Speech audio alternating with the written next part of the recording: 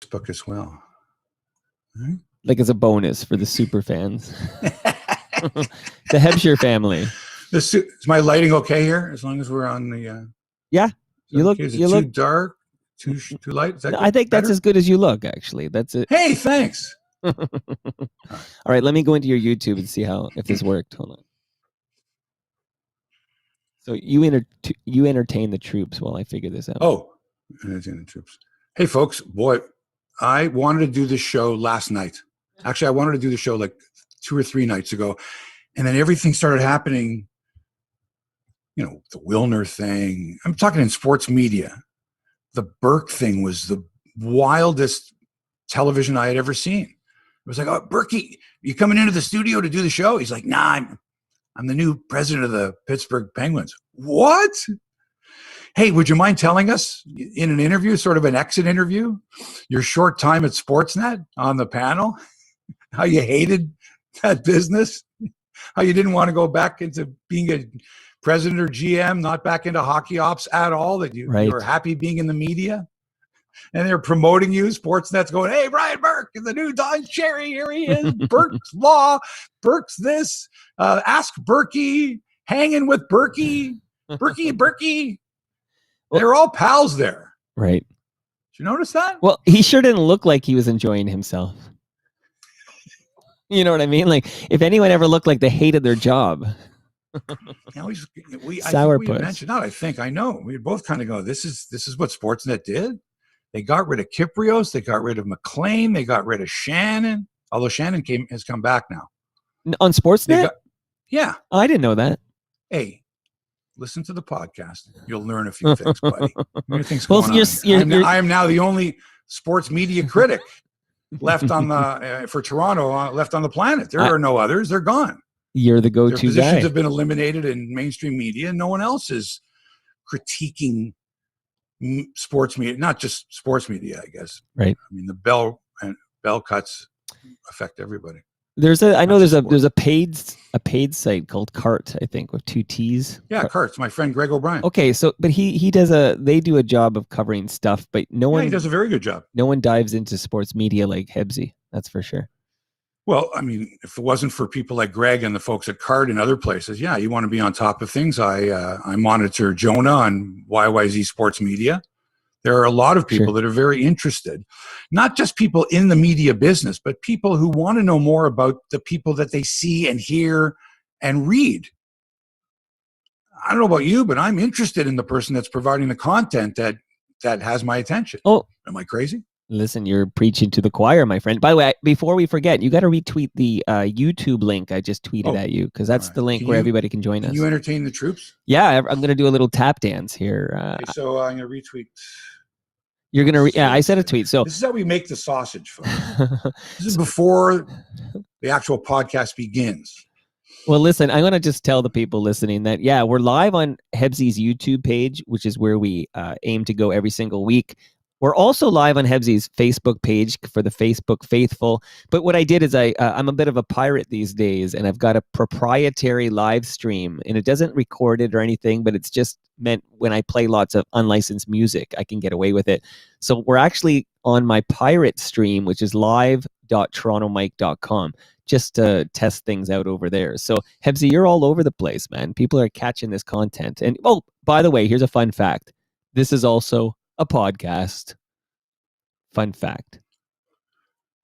I wondered if you were to ask someone that had heard the show and they remember, like, where exactly did you get this? Was it the podcast, the audio podcast? Was it off of Facebook? Was it off of YouTube?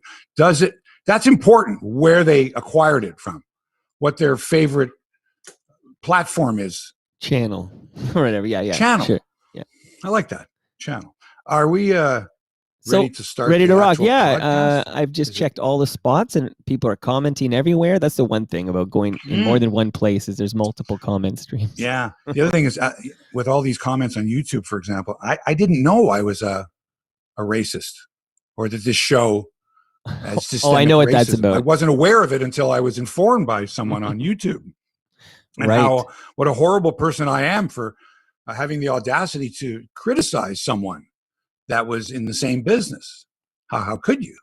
Shame on you, Hebsy. Right. Come there on. you go. All right, Get Hebsy. with me. Let's do this thing. Let's go. Let's do it again. My goodness.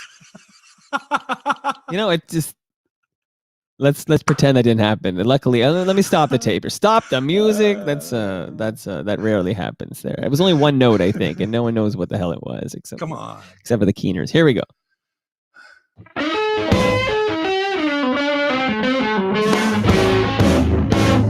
These guys should be in the Rock and Roll Hall of Fame. I mean, really. If Kate Bush is nominated for the Rock and Roll Hall of Fame, how can Los Lobos? These guys in Go-Go's. Let's get the Go-Go's in there too. I think Los Lobos got a little bit greater body of work than the Go-Go's. Anyway, welcome to Hebsy On Sports, episode 219. Mark Hebscher along with Toronto Mike. And on today's show, 470 media jobs lost last week in the Bell Media massacre. But Mike Wilner got a job. We'll talk about the new Toronto Star baseball reporter coming up. Brian Burke, gone from the airwaves, hopefully forever. And all I can say is good riddance. We just had a bump there, didn't we? Just had a little electronic problem, didn't we? Little glitch on your end there, but you're back. By the way, Good Riddance is the name of the Green Day song that they played when they axed everybody at TSN 1040 in Vancouver. They thought the song was called I Hope You Have the Time of Your Life. The song is called Good Riddance, you idiots. More media stuff. Jay Onrate. This was almost a week ago now. Man. Look what's happened since then. Wow. The dominoes just amazing. I'd be sick. I'd be physically ill if this was happening to me and or my friends, my colleagues. So I got to tell you, Jay was flying solo without Dan O'Toole, without his producer, without his head writer, and he a very heartfelt thank you to his fallen brother on the air. I thought it was terrific, very classy thing to do. And now he's got to soldier on solo. Big changes coming at the Fan 590, and perhaps more cuts. Let's hope not. At the TSN stations, because Bell, we don't know, they're not like a chicken with their head cut off. They don't know which direct, they don't know what to do. I think they might get out of the media business eventually. I think they might just say, screw it. Let's just do the Bell 5. Let's do the Bell Mobility or whatever you call it. Let's look after that and forget about this media stuff. I hope not. By the way, Hamilton, Vancouver, Winnipeg, those radio stations you were listening to, they don't exist anymore. They don't want to do sports. Also, a big-time sports writer in the U.S. apologizes for tweeting that the Mets had signed Trevor Bauer. Okay? Right. He tweeted it. It was wrong. He apologized profusely, almost immediately. Isn't there somebody in the local media in Toronto that told us something was going to happen? Tweeted it out. Sources. Didn't happen. Did that person apologize? Or at least to their followers say, hey, it won't happen again. The next tweet I make is going to be the truth. I don't think that's happened.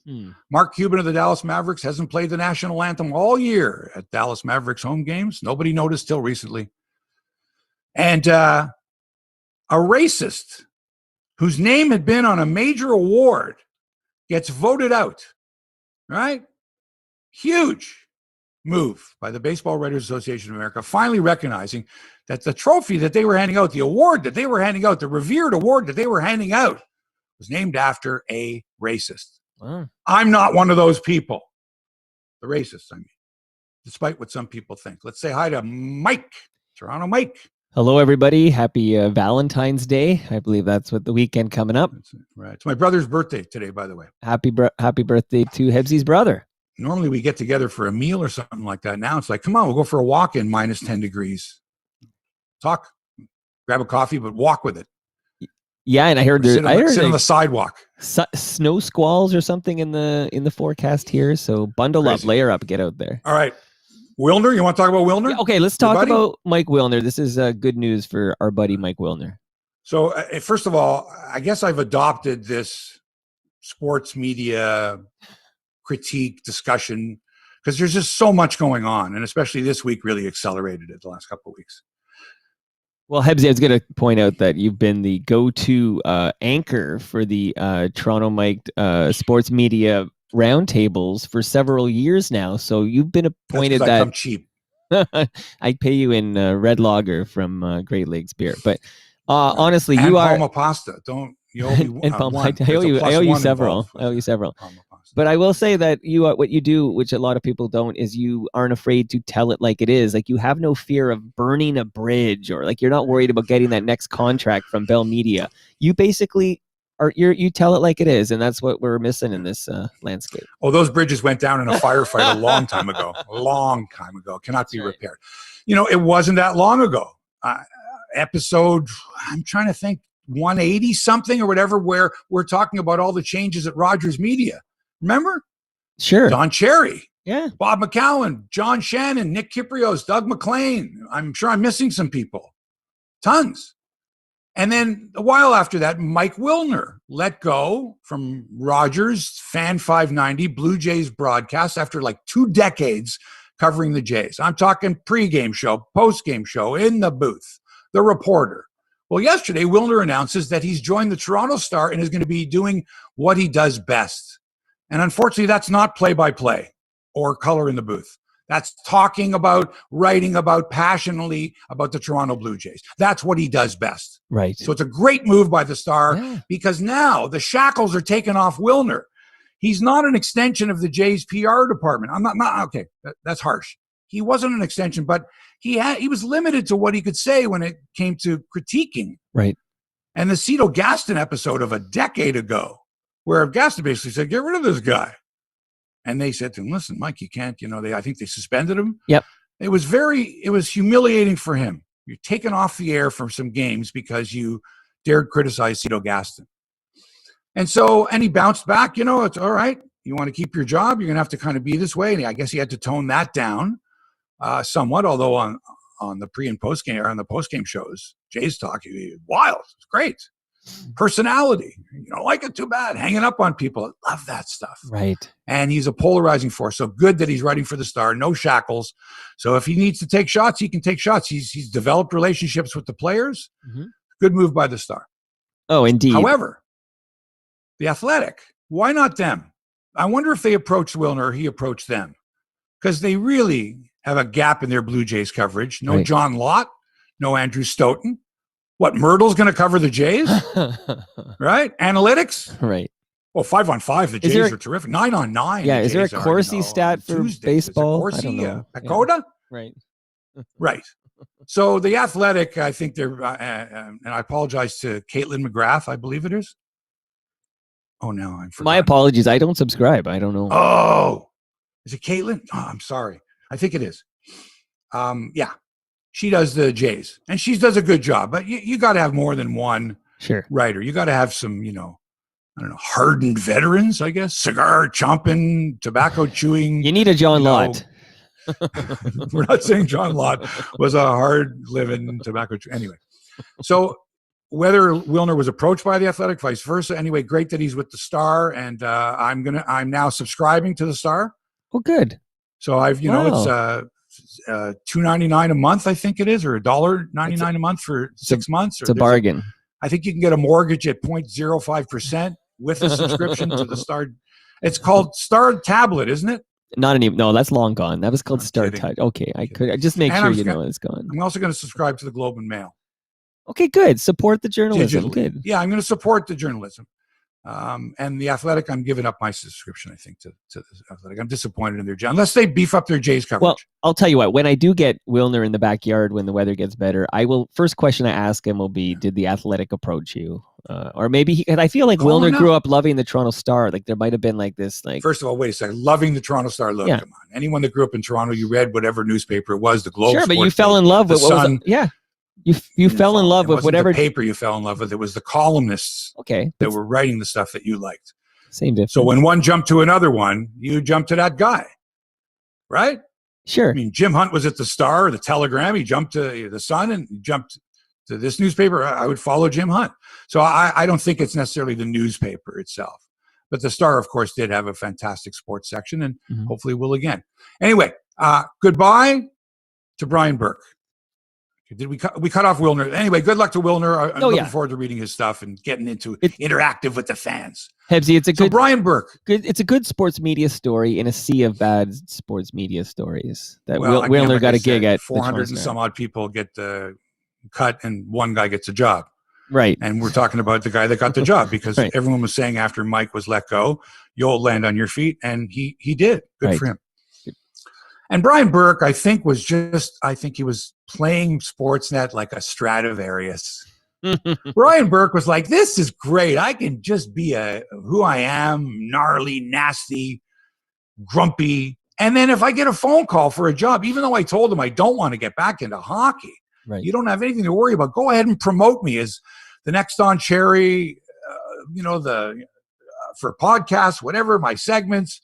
Go ahead. I'm more than happy. This is a guy that wouldn't have given the media 2 cents. Always snarky answers, right? Didn't respect the media. Now he thinks he's in the media.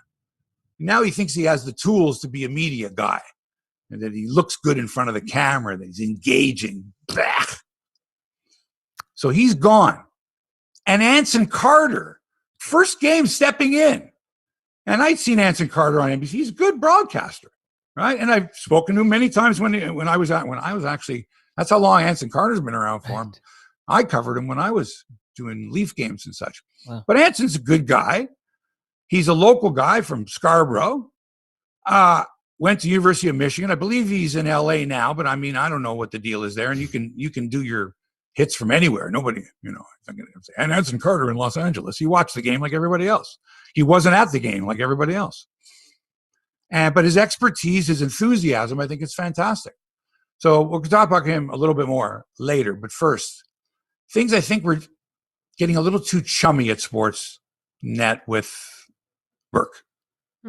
Just a little too, hey, Burkey, funsy stuff. And a lot of Burkey talk. Not holding him really, to a higher standard. I mean, you're Brian Burke. You're Mr. Insider. Let's hear some stories. Let's get some really good stuff out of you. Why did you treat the media this way before you did? Why? And can we get him, into some arguments and some discussions where him and Elliott go at each other, or him and Anthony Stewart threaten to beat each other up, or him and BX, something like that. But instead, and he just played them like a violin, took advantage of his position as the next Don Cherry, ingratiated himself with his pals on the panel, told anyone listening he wasn't interested in getting back into hockey ops, and then boom, 12 games into the season? That's it. See you guys. So he's taken a job as the president of the Pittsburgh Penguins. Did he definitively ever state, like, on the record he was done with hockey operations, etc.? Yeah, he pretty much on the record. Well, like in public. Yes. I mean, okay. Yes, he had said so. Interesting. He had been asked that question several times, and no, I'm good. No, I like the media. And even when he took the Pittsburgh job, I loved my job. If you loved it so much, why'd you? Well, of course, it's Pittsburgh Penguins. How can you say no to the Pittsburgh Penguins? Blah, blah, blah. Then all we saw was this ass kissing from Sportsnet. Do you think TSN had a shot at getting Brian Burke for any exit interviews when he took the job with the Penguins? No. TSN had its own problems last week. Right. Okay. The last thing on their mind was talking to a guy who just spent his time on Sportsnet. Now he's going over to the Penguins. What a non-story that was for TSN. Brian Burke was all over the broadcast. He did the pregame interview with Chris Simpson. They had an intermission interview, and then they had the outtakes from the original interview where he tells a story. I could not believe this about John Tortorella. Well, now Torch told me never to tell this story, but I'm going to tell it anyway. Hey, man. I mean, as much as I dislike John Tortorella, someone tells you something in confidence. The reason they acted that way, and the reason was because his son who was in the military, was about to get his assignment to go to war. And that's why he snapped it. But he told Burke, but please don't tell anybody. And here's Burke telling everybody on national television. What the heck is that? Yeah. Can you imagine Tortorella going, oh my God, I cannot believe I told Burke something in confidence. He hasn't said a word about it in how many years? And now he decides to tell the story just because and that was the outtakes. Did Burke not go, hey, Bubba, don't put that part in there? Maybe he texted Tortorella. Now that he's the new president of the Pittsburgh Penguins, now he decides to drop this bombshell.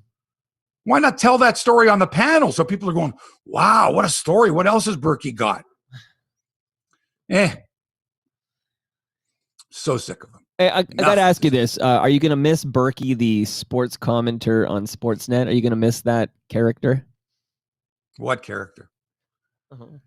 What character? Hey, look, this is the same guy, the same sourpuss that dissed the Penguins because they had a lottery pick and got Sidney Crosby. Oh, they got Sidney Crosby.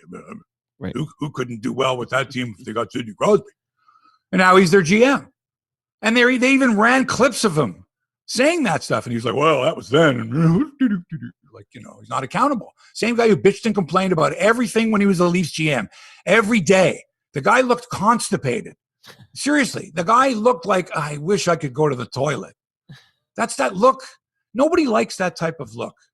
No one wants to look at on television a puss like that. If it's just his voice, all right, he's ornery. But Right. to look at that guy, cut to Brian. Oh, geez, don't cut to Brian. Cut back to Kevin. I'll be cut honest. Back to Ron. Cut back to David Amber. Don't cut to Burke. And if you do, don't have him on camera for more than about 3 seconds with that puss. Let's put some visuals over top of it, that whatever he's talking about, right? Sweeten it up visually. But I can't look at the guy. I'm with you. I actually would stop watching because he was so miserable, and I'd be like, "Is this like a entertainment? Is this supposed to be entertainment about a hockey game?" Painful to watch. So good for him. Him and Ron Hextall, I'm sure, and they hate Ron Hextall in Pittsburgh. Right. I'm sure it's going to be a fun group as they see Malkin and Crosby and Letang say goodbye to Pittsburgh. Right. Good for you. Oh man. Great to see Anson Carter taking a slot. Let's hope it's a permanent move. He's enthusiastic. He's articulate. He's knowledgeable. He's a nice guy. And Burke wasn't a nice guy. Didn't appear to be a nice guy. Right. And meanwhile, Mike, John Shannon makes an appearance on Rogers. He's on the Rogers West telecast of the Oilers-Senators game, which is blocked out in Ontario. Okay. All right. With Gene Principe. I see a picture tweeted. It's good to be home. Wow. It's a shot at him on the set with Gene Principe. And then the next day he's on Hockey Central at noon. Wow. On the Rogers radio network, I guess. You want to hear a fun real-time comment from a listener before we get your take on this? Yeah, let's go. So Brian's watching on Facebook. He goes, Shannon back on Sportsnet, the last person they needed or I wanted back. So there's a shot from Brian who's watching us live.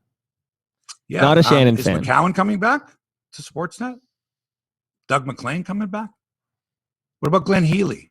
He coming back? No, that ship sailed too long ago. I think that's You never know. You never know. If they make changes, look, TSN made all these changes. Sorry, Bell Media made all these changes at the top. And Mike, I don't care what business it is. When a new management team comes in, they want their people. They want their generals. They want their hitmen, their capos, their people. They feel comfortable. So there's more changes coming, man.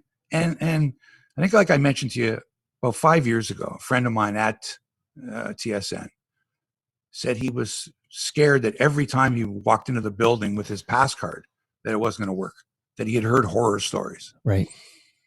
Of, what's wrong? Like, and I remember when I got let go, the first lady to go, the first one in the office, went to log onto her computer and couldn't log on.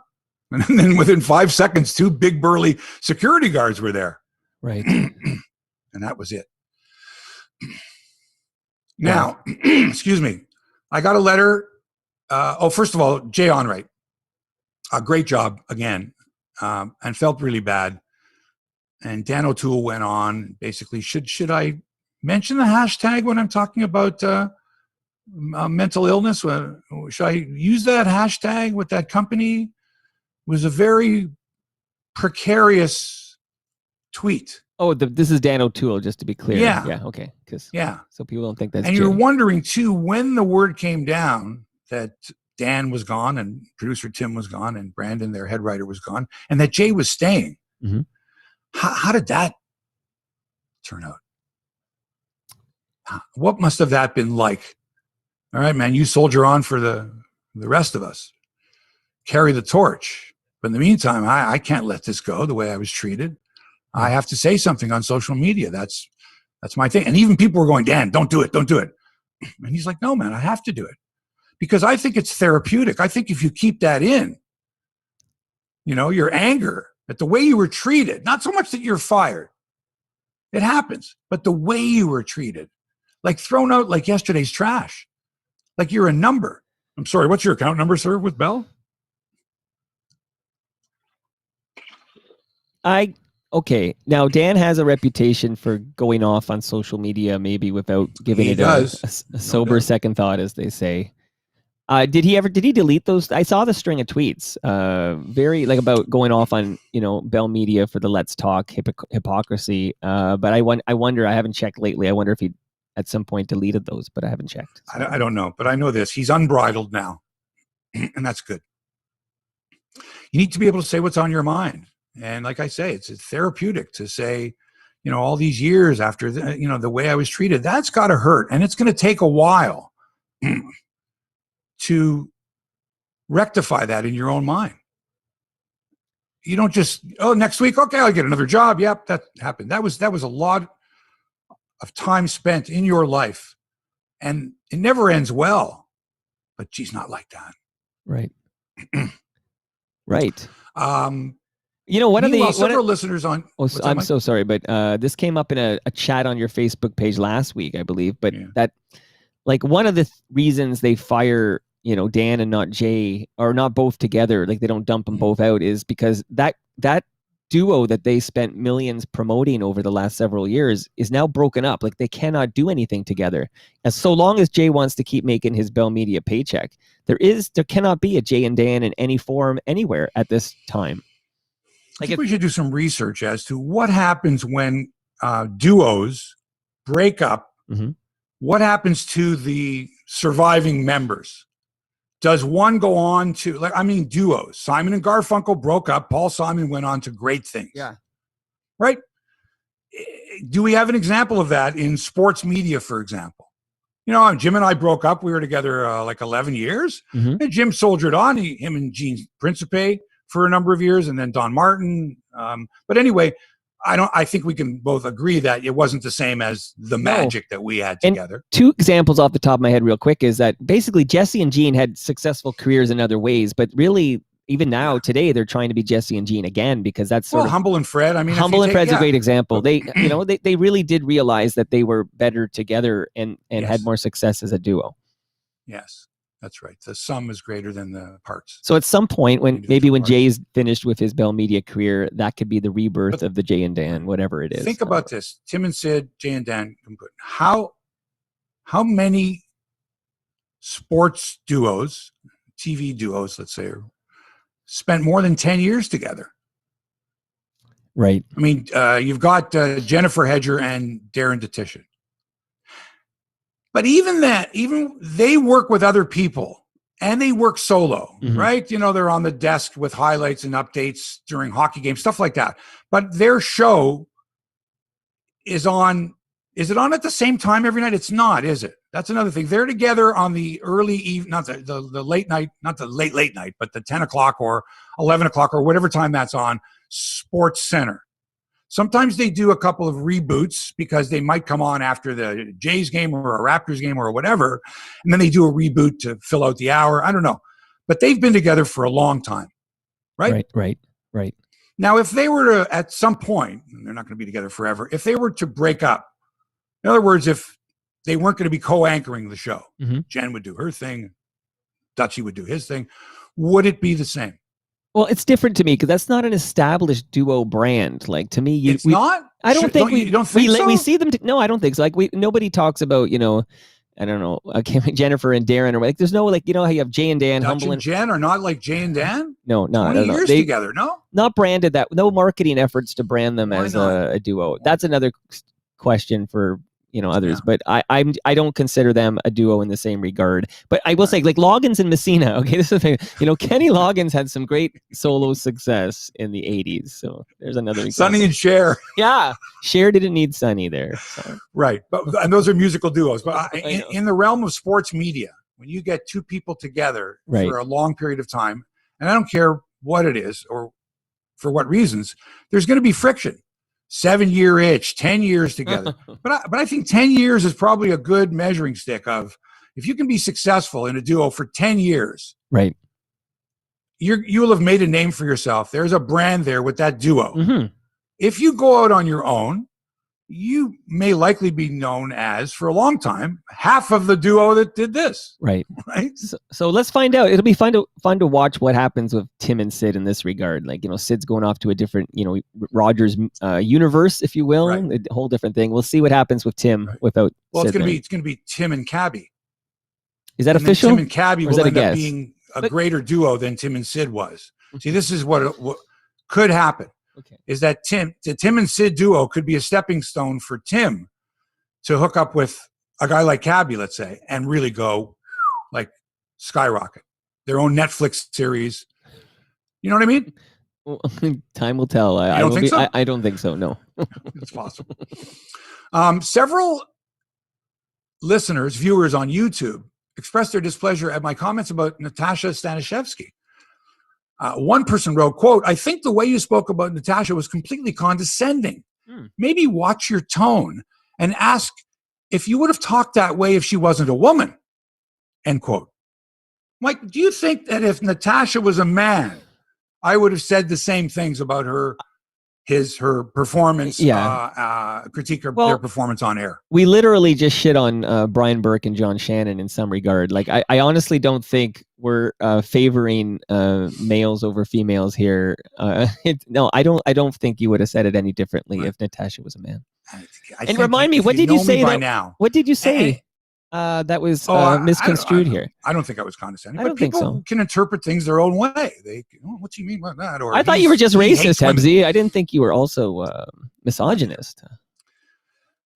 Please. I joke. Don't joke. Like just Listen, joking. It has nothing to do with gender. It has nothing to do with race. It has nothing to do with religion. It has nothing to do with whether you have a disability, your age, sexual preference. You know me. It's performance. Are you good? Are you the best that there can be at that position? Have you improved? And that's another thing. At this stage, I don't want to see somebody who's learning the job on the air. I don't want to see Vladimir Guerrero learning to play third base, although his bat certainly makes up for it. But the same way, I don't want to see a broadcaster make their mistakes at this level. Go do it on cable TV or on YouTube or at a small station somewhere or at a college station. Learn. Don't show me somebody that's, here's a national broadcaster is putting someone on the air it's cringeworthy. Hebsy, how was Natasha chosen? Like, let's say they were going to choose somebody from that position at TSN. I'm just curious. Do you think it's just simply like is it just like her salary? Like, by all accounts, she's lovely to work with. She was good at her job. I just wonder how she was picked. Is it just a random thing? Do they roll a dice and say, okay, it's going to be Natasha? I think you have to look at all the people, the on-air people that we know on Sportsnet and TSN. Let's take a look at all of them. Those who are studio hosts, those that do play-by-play, those that do color, analysts, those that are guests on a panel, those that have regular shows, those that are reporters. You have to take all of them and say, are they working enough hours that we can afford to keep them? And so my only thought is that they didn't have enough hours for Natasha. There weren't any hours for her. There's no regular Sports Center show that she's on. I don't know. Again, I'm not up at 2 a.m. to see. Right. And sometimes when I watch the morning loop, sometimes she's on. They had this other TSN thing when the pandemic hit, another digital service, Kuvi? Oh, what was it called? Quibi. Yeah, Quibi? quick bites. That I think she was going to be a part of, and some of the other females at TSN were going to be the presenters. Lindsay Hamilton, Kayla Gray. Kayla Gray, right. And so I guess they just sort of went, okay, what do we have for Natasha? She's not doing Raptor games. She's not doing Leaf games. She's not on the panel. She's not, I don't think, doing updates during the broadcasts. Do we have enough hours for her? And I guess the answer was, we don't. Right. And so what do you do with someone? You can't pay somebody if they don't have hours. Makes sense. And the only thing I can think of, because Kate Burness does the Raptor games. Right. And I think she does Sports Center as well. But again, it's random. It's a toss the coin. Now it's Jermaine Franklin during the evenings on Sports Center, I think. Is it weekend evenings or is it every night at times? I can't keep up. Anyway, it's got nothing to do with any of those things. It's gotcha. Are you good? And maybe that McCain's money dried up because there was some McCain's money there. Yeah. And maybe simply her performance didn't measure up. Maybe they just looked at her performance and said, it's, this person's better. This person's better. If we were to rate all the TSN personalities, anchors, reporters, rate them all like they used to do in the newspapers years ago. Sure. With Global, City, CHCH, right. TSN, CBC, and say, okay, here's your top personalities, the sportscasters. But now there's just so many of them. Right. Back in the day, there were 3 or 4. And of course, TSN had a bunch. Now there's how many? How many on-air people are there at Sportsnet and TSN? And I got to be careful because 100. Laura Dakin's dad lives across the street. So I got to. But 100, right? There's got to be 100 people that we see on air. Right. If you include all the panelists and whatever. Got to be. Wow. Let's rate them one day. How about that? Mm-hmm. So I'm watching the Leafs the other night, and as soon as the game is over, and this is on Sportsnet Ontario, I watch the Leaf games that are on Sportsnet. I watch them on Sportsnet Ontario. I'm from Ontario. I want the Ontario updates. I want, if they're going to do local cut-ins, regional cut-ins, it's got to be the Ontario stuff. Sure. But I don't want to see the commercials from Calgary or Vancouver. Right. So as soon as the game's over, they throw to the Sportsnet studio. I think it's Cuthbert. Like, boom, now let's go to sports. Sorry, Chris. And here's Jesse Fuchs and Faisal Kamisa anchoring. Okay. The first thing they do is they throw right back to the studio. Right back. David Amber, Anthony Stewart, Elliott Friedman, a little wrap-up, what do you think? What do you do? A little dance, a little song. Back to Sportsnet, they throw it. And now back to the anchors. We don't see them now. They're voicing over a Columbus Blue Jackets highlight package. And then there's this awkward pause. And then they reboot to start the show so they can welcome the viewers who are watching the Oilers Ottawa game. So I know that one of the anchors, the one that's talking, in his ear, the producer's going, welcome the Ottawa viewers. Because remember, Ottawa is also part of Ontario, but their games are blacked out in this region. Right. We're not in the Senators region. Right. So nobody could see the Ottawa game. But this is Sportsnet Ontario. And now these guys are going, we want to say hi to the people watching from Ottawa. Screw you people that are Leaf fans that have been watching the Leaf game all night and want to see highlights of other games. The hell with you. We're now welcoming the fans from Ottawa to our little show here. So they got to reboot. Right. And what do they do on the reboot? For those of you who are watching the Oilers Ottawa game, let's go back to Edmonton and say hello to Jack Michaels and Louis DeBrusk. And they cut to those guys and they do a nice wrap up of the Oilers game, little highlight package and and this guy did a great job. That guy did it. I really like Louis DeBrusk, and I had never seen this other fella, Jack Michaels. He's good too. This is Sportsnet Ontario, though. I'm going, who the hell cares? Give me back to the Leafs. Right? Where's the Sheldon Keefe press conference? Where's the Morgan Riley clips from Zoom? Where is all that stuff? Right. I don't give a crap for these guys. And so they throw back to the desk so that the folks that were watching the Oilers game, the Oilers Ottawa game, can now see the highlights of the Leaf game, which we've just seen. We've watched the game and we've watched the highlight package of the Leafs. And now we're going to see the Leaf highlight package again for these viewers from Ottawa and Edmonton. These humps. No, not from Edmonton, just from Ottawa. Right. Just the people in the Ottawa region. Get your own team. For crying out loud, Sportsnet has like 6 channels. Why? Do I have to see the Leaf highlights? I saw the game. This is obviously bothering you, Hebsy. This is and I'm going to see it again. Right. Before Raptor highlights, before other stuff. Come on. Have you ever heard a Leaf fan, though, complain about watching, especially because the Leafs are winning? When the Leafs win, I find it effortless to watch the replays over and over again. It's when they lose, I don't want to see it multiple, No complaints, I'd say. I know, but just, it was, I'm from Toronto. I'm watching Sports in Ontario. You know me. I watch the Leaf games. I watch the Raptor games. I watch the Jays games. I watch TFC. I watch the local teams first. I don't care about the Ottawa Senators. I'm sorry. Right. I'm not sorry. I don't follow them. I don't care. I could name you some players on the team, but it's not like it used to be where I'm sure you got to know all the players on every team. You got to know their numbers. You got to know their height and weight. You got to know what town they came from. You got to know where they played their junior. You got to know where they played their collegiate. You got to know what their grade point average was. You got to know the names of their mother, father, grandmother, and siblings. And if you don't know enough, because that guy over there, he knows. Right. And that guy over there, he knows what his Corsi is and what his 5-on-5 face-off percentage is. He knows everything. That's Jeff Marek. He knows that all. I don't know that stuff. And speaking of which, Jeff Marek the other night is on the desk, and Ron McLean is in his backyard with his kids playing hockey to promote Hockey Day in Canada. TJ Marek's and on Brody. the desk. Right. And he says, and now let's go to my home in Stouffville, Ontario, my backyard with my two kids, TJ and Brody. Right. And here's Ron McLean. It's too chummy. It should have been this way. Mm-hmm. Ron McLean on the desk. Let's go to Jeff Marek in his backyard with his kids. You see how that should work? But Hockey Day in Canada, I don't know. I just thought that was just you know what? Of course, you're right, but odd. It was. They probably flipped the trope, if you will, and said, "Wouldn't it be funny if it was Ron McLean with Jeff's kids and Jeff was working?" And meanwhile, it's freezing cold out there, and you can, when it's cold and you're outside and you're trying to talk, and you know the feeling. You're like your lips are moving a certain way, but it doesn't come out the way you want it to. And after a while, it sounded that way with Ron. I don't know how long he was out there for, but it was cold in Stouffville that night. I'm thinking, let's go to Ron. He might have pre-taped one of the segments because it was like, it's freaking cold out here, right? Anyway, I digress. I have just a couple of live comments because a lot of people watching you live, but just one comment that Cabby's... Should we just turn this into a live, I like to take phone calls and take...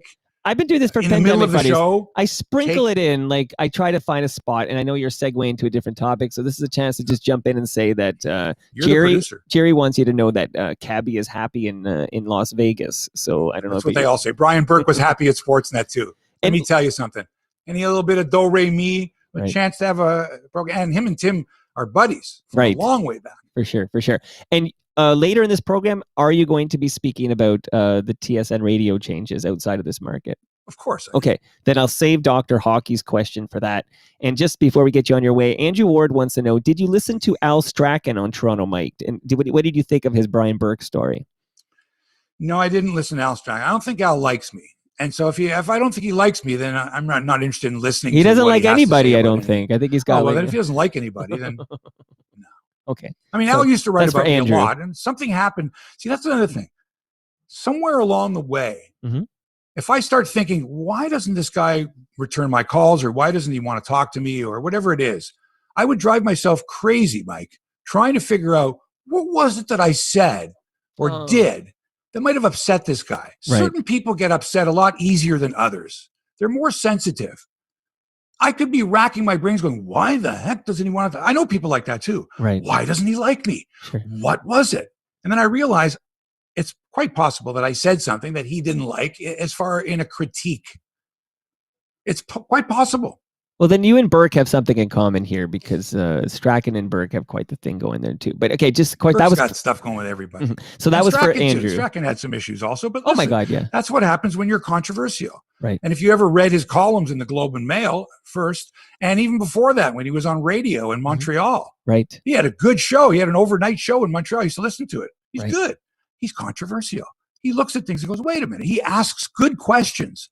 Good journalist. But he doesn't like me, so if he doesn't like me, why am I going to listen? All right, fuck Al Strachan. Show? Fuck him. It was very interesting. His story about that's me talking, but very interesting. His story about Brian Burke and Tiger Williams on a military flight. So there's an Al Strachan. Cool. So go find Al Strachan on Toronto. Number 800. It's earlier than that. It's like I don't know, 790 or something. I can't remember the number, but find Al Strachan on Toronto Mike. This podcast is brought to you by Toronto Mike. Sort of. Listen to the Al Strachan episode. That was Andrew Ward who put that question out there. So thank you, Andrew, for that. Thanks for getting us off the rails here. Okay. By the way, yeah, I was thinking of going after Quest Trade as a sponsor for Hebsy on Sports, and then I realized even if they offered me $1 million, I would say no, because those commercials are killing me. Those commercials make me feel so stupid, so inadequate. Right. Guy comes over to another guy's place. Wow, this is not. I'll never get a down payment for this. Hey, don't talk like that. It's possible. How about the one with the two brothers? You're not still with mom and dad's financial guy, are you? And the guy, that tight ass guy, has a look and he gulps like. And I'm like, you two guys seem to be. First of all, you're sitting in looks like a nice apartment, nice big place. Yeah. Mom and dad must have done pretty well with their financial guy. Pretty well. Right. To put you in a position where you can go, oh, you're not using mom and dad's guy, huh? That beautiful house you grew up in, the cars you were driving, that's because mom and dad's guy turn them into the right investments. You jerk. Okay, Hebsy, you're damn on, because you're right on, because that whole campaign is targeting your kids, and they don't give an F what you think, because they know you're using a guy, but they're looking for the 20-somethings, 30-somethings. They don't have to pay these exorbitant fees. But then they just go buy GameStop or whatever. Like, they're just, that's the danger of running your own show. So the commercials are offensive.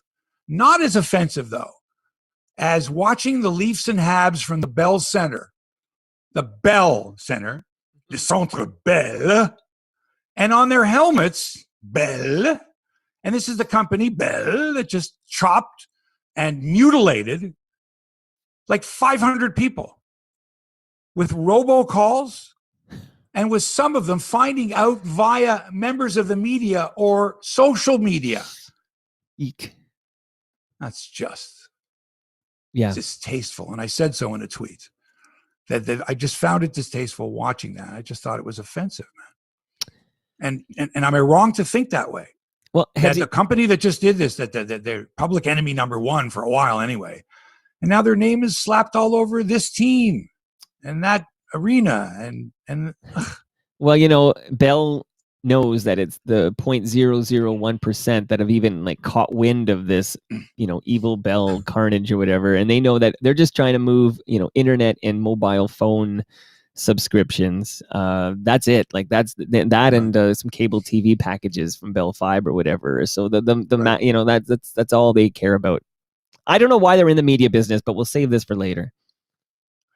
Save everything for later. Well, I know it's coming up. It's coming up when you do the TSN radio thing. I have a feeling that the fan has to bolster their lineup, because the fact that TSN did not cut anything or anybody at TSN 1050 means the battle is still on, right? Like in Vancouver, Sportsnet 650 doesn't have to worry anymore. Right. Hey, guess what? There's only one of us now. In Winnipeg, even though there was only one TSN station, All Sports, CJOB does a lot of sports. That's the number one station in Winnipeg. So they're pretty happy now. They can talk sports at their own leisure. They can have a little, a 2-hour show here or whatever. They can hire some of the people that were let go by these other stations and make their lineup rock solid. In Hamilton, that's not going to happen because it was only half a radio station to start with anyway. But if you're working for a TSN station in these other markets, how are you supposed to feel? For now, okay, you guys survived this round of cuts. But by the way, our contract with the local hockey team ends in a couple of years, and then who knows? Okay, let's talk about 1050, because that's obviously most people listening want to talk about. I wanted to talk about the fans. Oh, I'm sorry. Changes. No, They've got to make changes. Yes. They got to replace Wilner in the booth. Number one, I think. With a former player, with the morning right? show. Right. So why don't you take Scott MacArthur and give him Wilner's gig, because he's a baseball guy anyway? Because they want a former player, I think. I think they want a former player in there. What do you think about that? Well, I don't know, but I know. You don't know. I know just what Jerry Howard said. I think the color or the analyst position would be, because you could have Ben Wagner can be your play-by-play, and then put a former player in the booth as the color or the analyst, like a Joe Siddle type. I tell you what, I think you add Siddle to the television broadcast, you do a simulcast. Well, that's the cheapest way. So that's what they're going to do, aren't they? They're going to say, okay, let's replace Wilner's salary right now. But then what do you do with Wagner? Like, Wagner? Like, if you're simulcast... He's a non-entity. So you could change... I honest to God, I swear to you, Mike. No, I mean... You could say, tune the game in on Fan 590. You would hear a different voice than Ben Wagner. And not one person would go, hey, no, where's Ben Wagner? I'm with you, actually. I totally agree with you. But of course, if you're simulcasting... It's sad, isn't it? And I'm sorry. And I don't mean it to be that Ben Wagner's a bad broadcaster. He's not. He just isn't a well-known Toronto guy. He spent many years doing the Buffalo Bison's game, and he was what's the word? Elevated. Promoted? To the position of major league play-by-play because of his 10 years or so in the minors with the Buffalo team. He was rewarded for his time in the minors. Elliott Price was available, many hundreds and hundreds. Wait a second. It might be 1,000 Major League Baseball games, Montreal Expos games. The guy called 2 perfect games on radio. He's working at the Fan 590. He's there. What the hell were they thinking of? Honest to God, when they said, "Oh, you don't fit."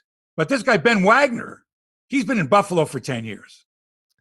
Was that the biggest clusterfuck? I mean, the guy had Major League Baseball experience. Is that He an knew example all about of the Jays? Is that an example of ageism?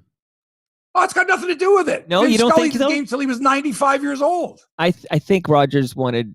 No. Not for a play-by-play. Okay. When you ascend to the top play-by-play job, right? You are a veteran major league broadcaster. You can come in from minor leagues and be the number 2 guy for a while and then move from number 2 to number 1. When that guy goes, that's a natural thing. But Elliott Price had all kinds of experience and in fact was this close to getting the job with the Washington Nationals.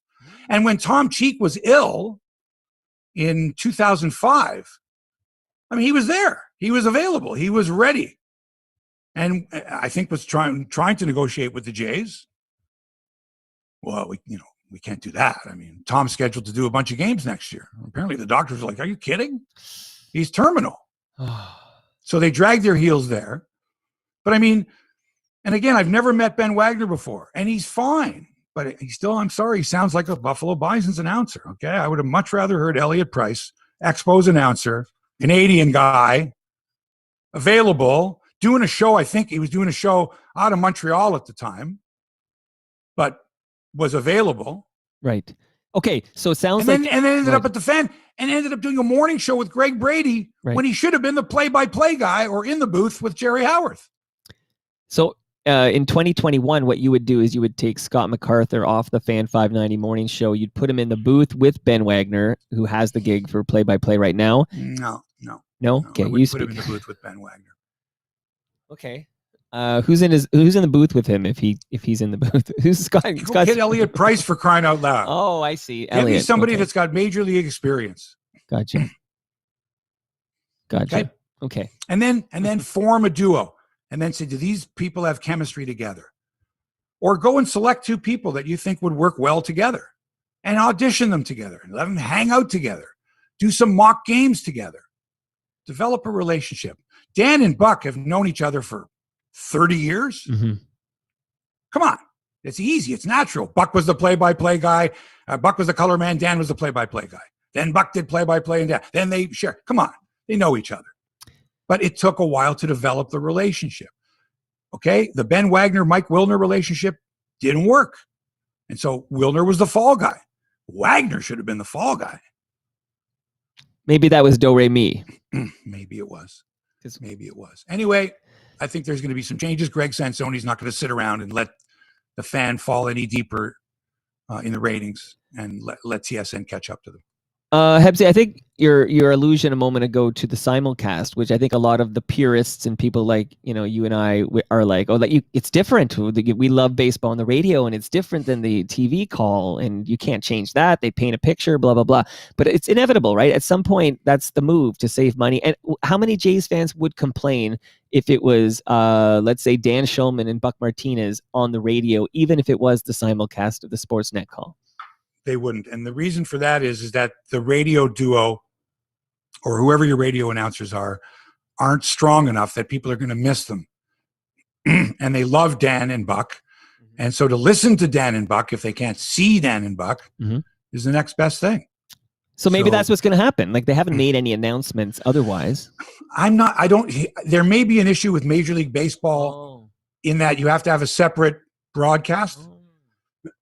Interesting. That's an interesting perspective. That doesn't preclude the Jays from eventually having their own app and controlling all the audio themselves, like the San Jose Sharks are doing. I think the Oakland A's are doing it. If you want to listen to the games, you have to listen to our audio. The Ticats, I think, are going to do it now. I'm not sure they're going to go back to CHML radio. I think they're just going to say, you know what? We own the content. We are providing the audio service. All you have to do is have an app, or you can go online. But how about that? Okay, fine. But Why go through a middleman? Why go through an over-the-air station because that you people own aren't it. listening to? Like you own it. And it helps with your Yeah. morning show because this will be a You- good Jays team. This will help with You the morning own show. it, man. You own the content. But you own the station. Like you own 590 because it's a Rogers station. And they know Well, that's the different. boost. You own an over-the-air station, but the Right. Ticats don't own a station. Ticats are Right? after. They'd Right. have to negotiate rights. Not that, and the other thing is they already screwed CHML years ago when they jumped to TSN 1150, Right. which nobody listened to except for Ticat. Right. Anyway, Right. now, so you're in Vancouver. You got 2 sports radio stations. You don't have Grizzlies anymore, but you've still got the Canucks, which are huge. You've got the Whitecaps, which are very big. You got the BC Lions, which are pretty popular too. And you got the Seattle Seahawks nearby, and you got the Seattle Mariners, and you got the Jays, even though they're not in Vancouver. A lot of sports talk in Vancouver. And now you find out that after listening to a station for 20 years and getting used to hearing the personalities, the voices, like they're your friends, suddenly the station goes belly up. I mean, they didn't fire a few people. They didn't change the morning show around. They wiped out the entire station, the entire format. Veterans like Don Taylor and Blake Price, very well-known people in that area for years, were among the dozens of talented people who lost their jobs. TSN 1040 played Green Day's Good Riddance as their final on-air song before switching formats. They didn't realize that the name of the song is not I Hope You Had the Time of Your Life. Right. It's called Good Riddance, Idiots. Same thing for Winnipeg, Hamilton's TSN. Winnipeg and Hamilton's, and I mentioned the Troy Westwood story. He was a fixture on 1290 TSN in Winnipeg, and he had no idea what happened until a reporter called him and asked for a comment. A comment on what? Right. So you didn't hear what happened? No. Other people got robocalls. A friend of mine at TSN said that Oh my God. got a robocall. Wow. This is Bell Media. You have been terminated. That's the worst, You Hebs. will That's be the worst. receiving a package. You will. Like, wow. Not even your direct report calling you up and saying, hey, I'm really sorry. Because in COVID times, you can't put them in a room like they did at the CHCH. So, right. I got a lot of people, talking about how horrible it is to be fired. Not just in this business, but in any situation. But the folks who told the stories from this business were the most heartbreaking stories. How so many people have been let go from their jobs in media, and how they were treated, how they found out about it, how they were lied to in advance. And I thought about, if you were a boss and you knew something was coming down and you cared about someone personally, could you really keep that to yourself until the cutthroat bean counters went in and just eviscerated everyone? I don't think I could. I think I would say, look, I like you too much. I'm going to give you a heads up. Everybody's going to be gone. Go find another gig. Send out your tapes now. Could you not do that? If you were a boss, you looked at someone and says, and this guy's going to get caught with his pants down. He's got a wife, 3 kids, a mortgage. His daughter needs braces, and we're going to drop the hammer on this dude, and he's going to get like 3 months severance and not going to be able to find a job. If I give him a heads up, can he find something? Can he find a way to cushion the blow? Or does he tell everybody? It's risky, man. It's risky, buddy. How do you do it? Because if this person you tell reacts in a way that reveals that they were told, it's your ass on the line, and as you know, because you're right. There's not a lot of jobs for you either. Like, it's really risky. That's right, and that's why it's a really shitty feeling. And I'm sure for a Jay on rate to maybe no, maybe they said, listen, Jay, it's coming down. You're okay, but. I think I actually am of the opinion that they probably did not tell Jay because of how close Jay is with Dan, and that it's unfair for Jay to keep that secret from his good friend Dan O'Toole. Well, maybe they told him first. Yeah, I don't know. Maybe simultaneously. Because you're going to have to deal with. Like, hi, Jay. Currently, someone else is on the phone with Dan, letting him know that was his last Sports Center appearance. So I thought about this, and I thought, my expression, it never ends well. And how everyone's lost, not everyone, but in fact, I know quite a few people that have never lost a job. They left a job, right, but they never were fired, laid off, whatever.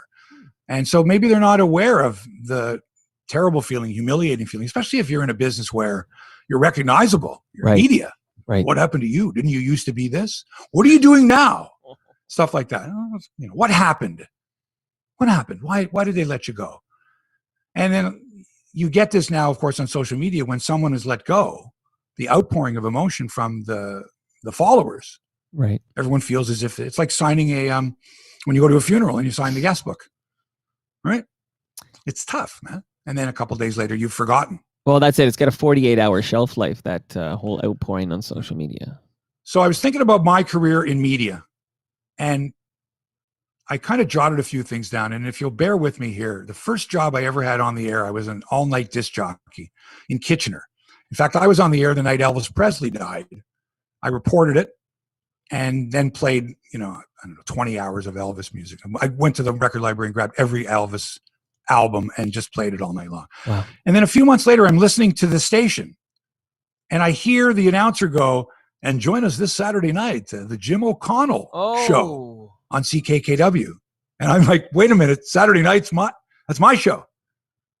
And that's how I found out. I was 19 years old. It was my first on-air job. It was weekends, overnights, Kitchener.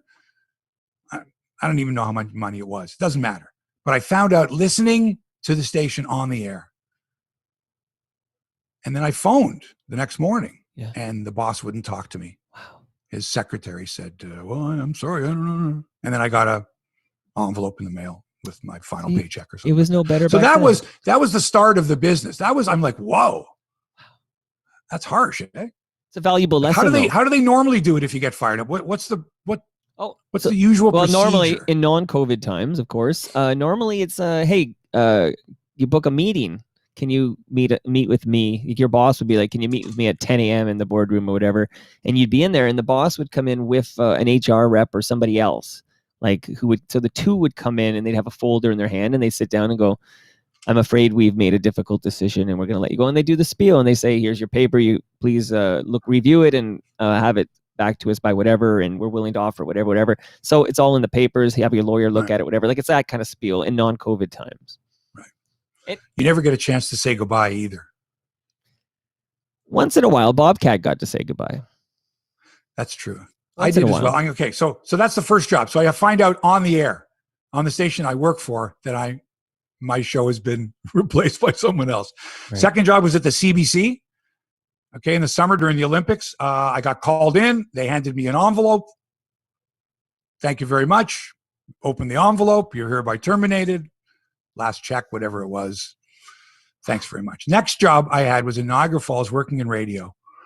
My boss was so drunk. This guy was such a drunk that he handed me a letter. It was a termination letter. And the letter read, the bearer, Mark Shebster. Oh. Like he didn't even know my name. And I still have the letter. Mark Shebster. I'm like, this drunk is firing me. He doesn't even know my name. And he's typing it. So that's how I found out that. Another envelope with the wrong name on it. Then I'm at CKFH 1430. I'm working for Bob McCowan. I'm doing sportscasts. And one day, my boss, also an alcoholic, funny for that, says to me, we're having a huge tribute to Foster Hewitt, the owner of the radio station. And there are going to be speeches and testimonials, and then Mr. Hewitt's going to get up, and it's going to be a couple of hours worth. I want you to tape this, audio tape, the whole thing, and then I want you to edit it down to 15 minutes, let's say, and we're going to run it on our 6 o'clock news or something like that. Right. So you're going to take now 2 hours of tape, and this is back in the day. This is on cassette tape. Right. So now I have to take this, transfer it to reel when I get to the radio station, and then physically edit with a razor blade and a 45-degree angle cut. I have to splice. No electronic editing. Right. Physically splice the parts out and splice together from 2 hours worth to 15 minutes. And I had already done the morning sports run, and I'm supposed to do the afternoon sports run. So this is going to be like a 14-hour day. Wow. And I'm in no shape to do this. And so I say, after a while, I got to go home for a nap. And I'll be back and I'll edit it. And he says, no, you got to finish this and run it up to Mr. Hewitt so he can see. And I was like, no. Anyway, long story short, I can't even, I'm dead on my feet because normally I would do a split shift. I'd do the morning sports run till 9 a.m., go home, have a bite to eat, nap for a couple of hours, and be back in the afternoon for 2:30 or 3 o'clock to prepare for the afternoon sports. It's called a split shift in radio. So I'm dead on my feet. It's like 2 in the afternoon, and I haven't gotten home for a nap. So I go home, and I pass out. And my phone rings, and I answer it, and it's my boss. And he's like, "You get your ass down here." And I didn't get down in time and didn't get it edited, and he fired me. Wow. I got fired for that. Wow. And what happened was I was talking to a friend of mine, the late, great Randy Eklund, former judge, former lawyer. He was my agent, became my agent, big Bluejays fan, huge supporter of the Canadian Baseball Hall of Fame, sat on the board. And Randy said to me, "Well, they can't do that to you. They can't fire you without cause." I went, "Well, I guess the cause was I disobeyed orders." And he said, "That's not good enough." And so we filed suit against the radio station for wrongful dismissal, and we won. Oh, good.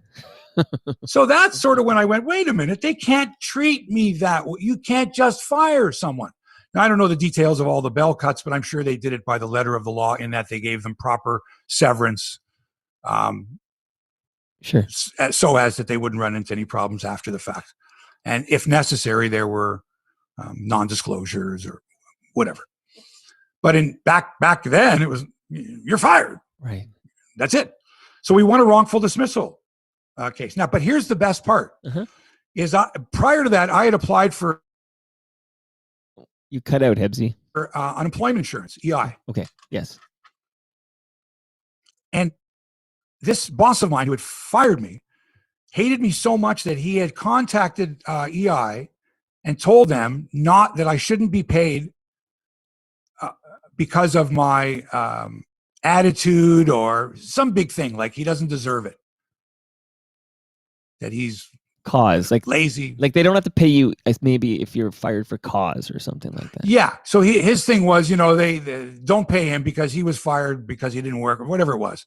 But and they had never heard of this before, that someone actually had contacted them to refuse paying employment insurance. Right. Yeah. So they set up a tribunal, and I had to go to this tribunal, and I had to state my case as to why I deserved employment insurance, unemployment insurance. Yeah. And he was supposed to be there representing his side. So I'm nervous as hell and sit in front of these 3 people, and I show up to do my thing, and he never shows up. So I won the case, didn't win the case. I ended up getting my benefits. Right. Then we won the wrongful dismissal case from these bastards. How's that? Woo, man. But wait. Yeah, there's more. It gets better. It gets better. I'm working for CJCL a couple years later. I'm doing a sports phone-in show. We got Jays, we got Leafs.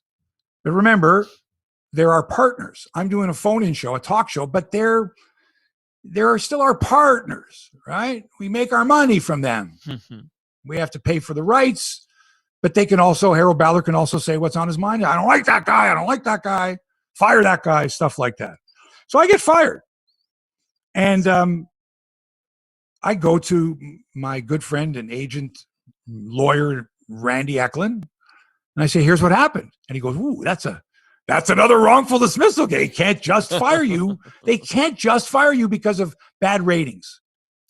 Well, to be clear, they can, of course, but they have to sever you fairly is the big catch there. Right. They can't fire you without severance. You've got to, if you're going to let someone go, you have to pay off the rest of their contract, or you have to pay them so that they can have time to find another job. Right. But they didn't. So we another wrongful dismissal case, we won again. Wow. And as soon as this happens, I get a call from, I can't mention the names of them because it's disclosed, 2 very popular Toronto media personalities. And both of them ask me the same. "Can I have the phone number of your lawyer, agent, Randy Eklund, the late, great Randy Eklund?" Right. And both of them contacted him, and both of them won large, much larger than mine, wrongful dismissal cases against their employers. Wow. Bastards. Love to know those names. Can't tell you. You know one of them, you don't know the other one. Okay. All right. Are we done with sports media? Did you have some more questions or comments? Or was there something How else long? that we Yeah, there were missed a bunch here. I know TSN? we're What? Tell me. in overtime here, but is it Dr. Hockey wants to know, do you think 1050 TSN is safe? Like, and for how long if TSN's 1050 is safe? As long as they have the rights to games. Yeah, and they own the teams, like 37.5%. That's what I'm saying. As long as Okay. there are Leaf games over their airwaves, there are Raptor games over their airwaves, there are Argonaut games whenever that happens over their airwaves. Yeah, they're okay. They have to be the crown jewel of the TSN radio network. There's not what's left. Toronto, Montreal, Ottawa, which may be on shaky ground. Right. You've had a few people already leave places to go sort of sideways in that market. You know what I mean? It's very difficult. And sorry. And Edmonton, I think. Mm-hmm. And Edmonton have a TSN station? Yeah, but I don't. But they don't have rights. No, I don't think Calgary does. And Edmonton, which has a TSN station, I do not believe that station has the rights to the game. So it does not. See, Ottawa has the rights to the Senators for another 4 years. And Montreal has the rights to the Canadians, English language, for another 2 years. Okay, so the clock is ticking. And that's it.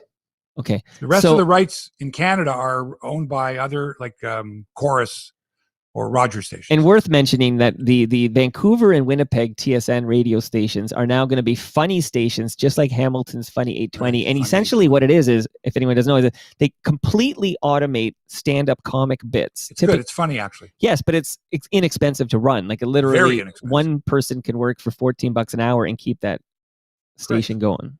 That's right. That's the future of AM radio, they say. And you could have the same, there's 3 markets with the funny right now, and they could all be theoretically the same with just different, maybe local ads popped in, but they could be the same content. It makes them money. And like you say, it's cheap programming. Super cheap. What else for media?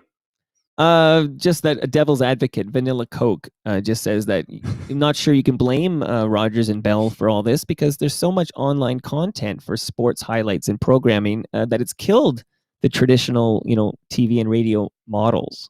And you're a kind of a culprit here, Hebsy, because a lot of people might tune into Hebsy on Sports. Instead, in the old days, they might have tuned in to see like a Jay and Dan or a Tim and Sid or something. Perhaps, but I think what's happened is you can tell now on TSN and Sportsnet where their bread is buttered, where they have to be super careful in their comments, because that team they're talking about is a partner.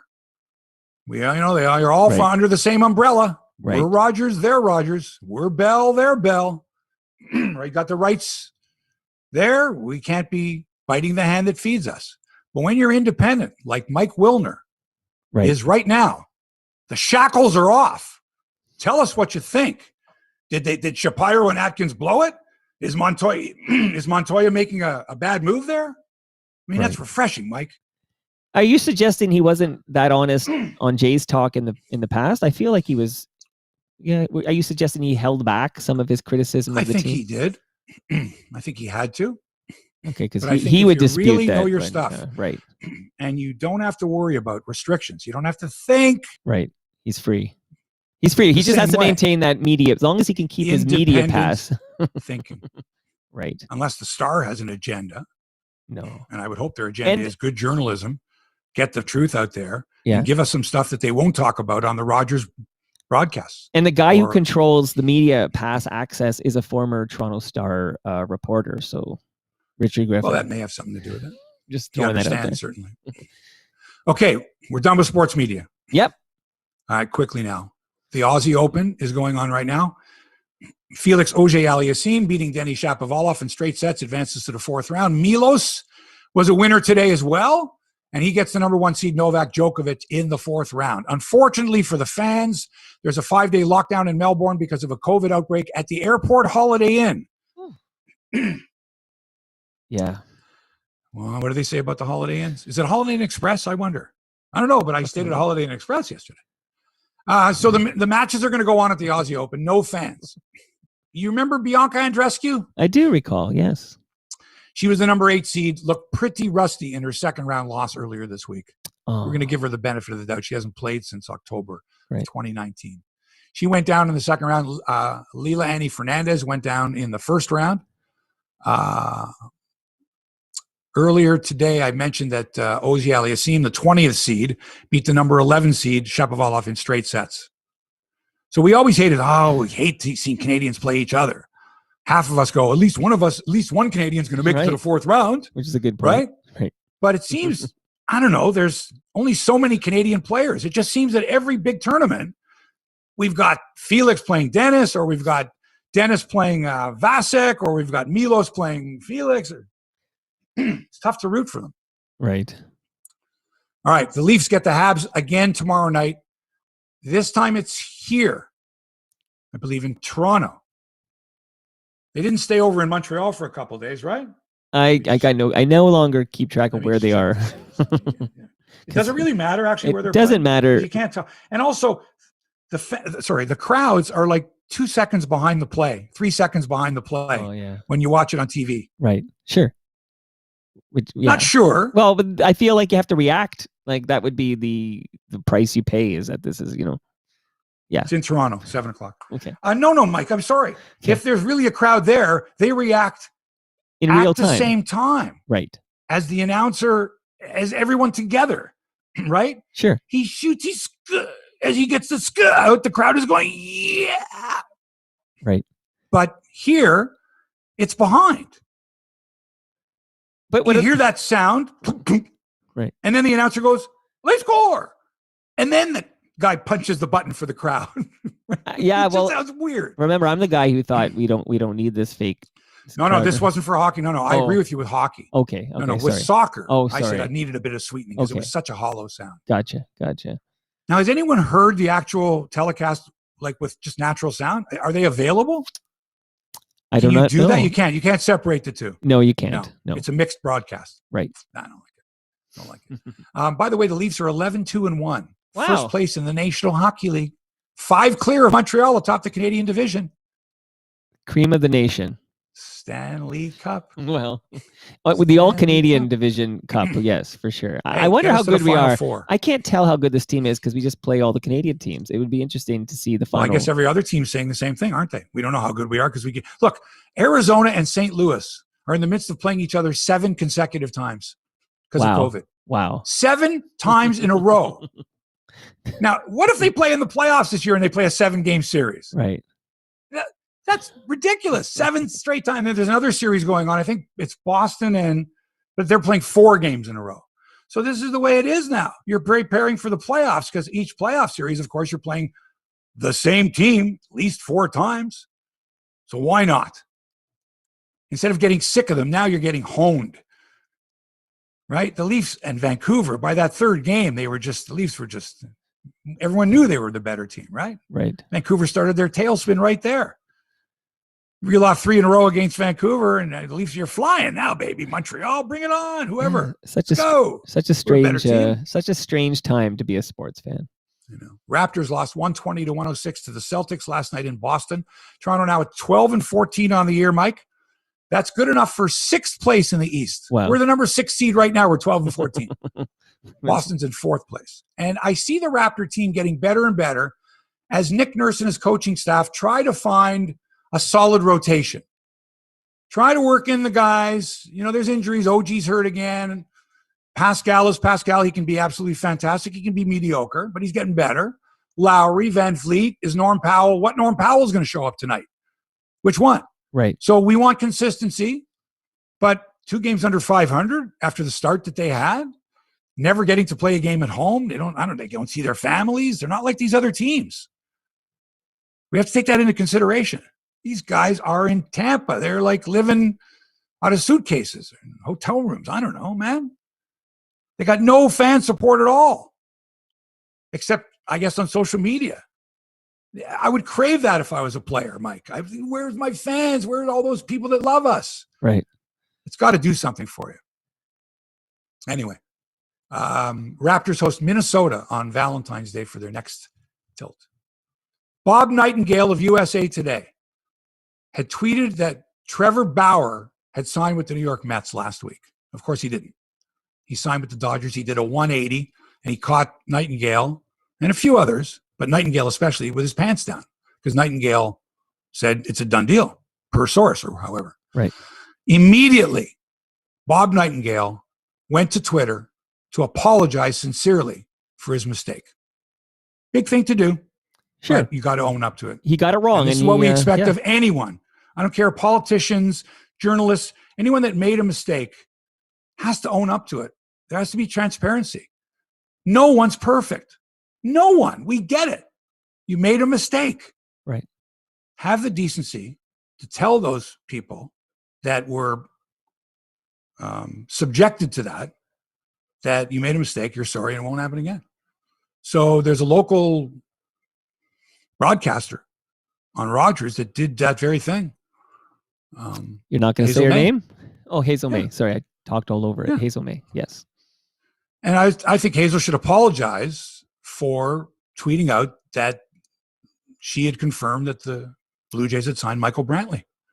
She didn't? She didn't? And I so think she that just, if she doesn't, then Sportsnet, someone has to say, we made a mistake. It won't happen again. you don't think it's too late now? Like, It's never too late, Mike. You just have to. And I thought that had she seen that Bob Nightingale tweet, he really screwed up, man. He pissed a lot of people off. I think it's too Sent awkward them now. down the garden path. You can't be like, oh, that tweet I sent 4 weeks ago, I'm sorry, whatever. Yes, you can. You got to acknowledge that you made a mistake. Upon thinking about it, I'm pondering it. I realize that I can no longer tweet out something and have you believe it unless I apologize for my misinformation. Anyway, that's just me. Sure. Say you're sorry. It's not that hard. The J.G. Taylor Spink Award used to be the top honor given out by the Baseball Writers Association of America. It was named after the original publisher of the Sporting News, the so-called Bible of Baseball, from 1914. But the publisher, J.G. Taylor Spink, was a racist and wrote articles demeaning blacks and insisting that baseball should never integrate. His name has been on the award since his death in 1962. But this year, the Baseball Writers Association of America, in their infinite wisdom, decided no more J.G. Taylor Spink, racist. And they've decided to change the name in a vote of 325-9. Wow. The writers voted to take Spink's name off the award. Good. All I can say is, what took you so long? Recently, the writers voted to take Kennesaw Mountain Landis' name off the Most Valuable Player Award because of his racist beliefs and the fact that he was against integration for baseball and did his very best to prevent the black man from playing Major League Baseball until 1947. And this guy, this bum, who took over in 1919 after the Black Sox scandal, right, was the commissioner of baseball until I think 1943. So all those years. And he could have. He was very influential, of course. He could have said, let's discuss this. But he was not that type of human being. So his name has been wiped from the MVP award. Good. Mark Cuban has not played the Star-Spangled Banner at Dallas Mavericks games all season long. Nobody noticed until now. NBA teams were told this year that they did not have to play the national anthem, considering situations that are going on, divisiveness, et cetera, you know? You don't have to. It's not that important right now. And it might be divisive enough that it could cause problems. And let's just play the games. So Mark Cuban didn't play them. Never did. Didn't apologize. Nothing else. In other sports, they don't play the national anthem before every game. British soccer, they kneel in a moment of silence for Black Lives Matter. And they get up and start the game. There's no national anthem. Mike, huge debate going on. National anthem or no? And I should say that the Dallas Stars, without any prompting after the Mavericks, said this, the Dallas Stars said, we will continue to play the Star-Spangled Banner before Dallas Stars game because we are American. Yeah, especially that type of thing. Texas. Right. So I'm thinking, why would the Dallas Stars do this? Why wouldn't they just continue to play it? Why did they have to announce that they will continue to play the national anthem, even though their brethren of the Dallas Mavericks are not? What is that? That's pretty stupid to do that, to bring that to the attention of people. Hey, the Stars are playing it. And the fact that hockey's 98% white, it's just not a good look by the Dallas Stars. Mike, do you think that we should stop playing the national anthem before every regular season game in sports? Hebsy, my thoughts on this align perfectly with yours, and you've been very consistent with this, and that I believe it needs to go the way of the dodo. Save it for, and I know you concur because we'll hear your opinion in a moment, but save it for Olympics or international events. And I'm okay if it showed up in the finals, like let it show up. Maybe you could talk me into saying the Stanley Cup Finals, you do the anthem to make, because it's special, it's something big or something, make it bigger or whatever. But for these regular season games, I would love to lose the national anthem. What say you?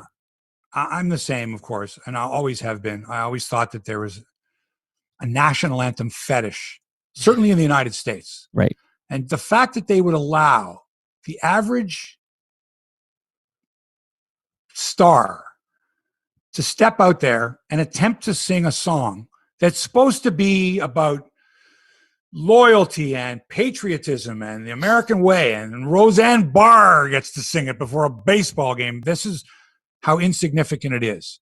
When it's played, it has to have meaning. And the more often it's played, the less of an effect it's going to have. Sure.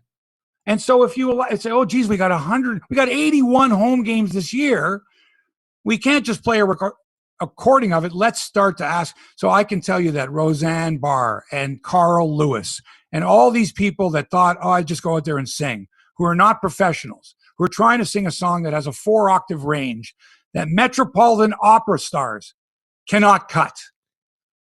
It's an incredibly difficult song to sing. Right. And if I hear it every single frickin' night, it's not going to have the same effect when they play it when my nation wins a gold medal at the Olympics.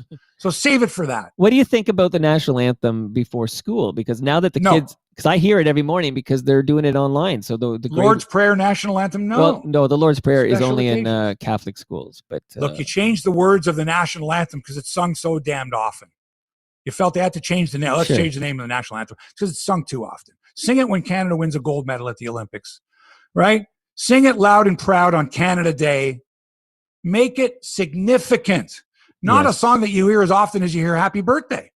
Right. Think about it. Oh, Happy birthday once a year. How many times do you sing Happy Birthday? It's natural every day. It doesn't have the same meaning. Right. It used to have meaning when I watched at the end of the broadcast day of my favorite television station.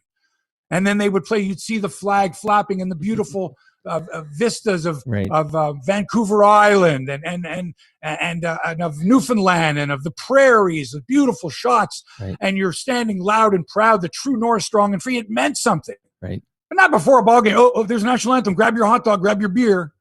And we will not be playing the national anthem before this show, ever. But if there's a significant moment for Canada in sports, I may be tempted to wheel out the national anthem and sing it loud and proud. How about that? When Felix wins the Australian Open, maybe we'll bring it out. Ooh, that's a good one. Maybe. I would like that. That's all for episode 219 of Hebsy on Sports. Thanks for joining us. Toronto Mike, thanks for your production and inspiration as always. And thanks for allowing us into your headspace. If you like the show, tell your friends and contact us if you have any comments at all. If we ran a little long today, so what? No time limit to the show. We got everything in we wanted to. Probably left a couple of things out. Any comments or suggestions, let us know. Back with another episode next week. Until then, so long for now.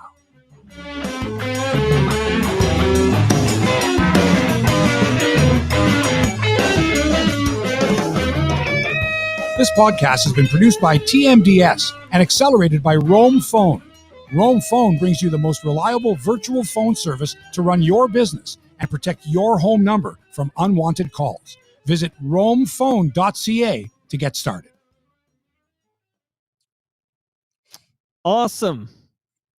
It's all that sports media stuff is I know it's great. padding but it's that's why we're going overtime here, because you write it up for an hour and then of course the sports media takes another half an hour or whatever. Now, do you think when I edit this, I should put down the time codes of the various topics we talk about? Well, it all depends on how much time you got. Like, I'm just saying that. I mean, I present it now. Someone can go and they can scrub their way through it and find I mean, that would be ideal. talking I like points. it like, well, you see on YouTube, someone puts an entire album out. I love that Right. I can click and Okay, go so to I the think I'm song. going to do that.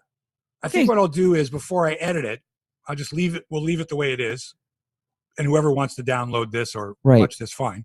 But then on the edited version, what I'll do is Mhm. I'll leave it the way it is, and I'll just type in what time you want to go to on the tape to see when I talk about Wilner, when I talk about the Jays, or whatever. That sounds amazing.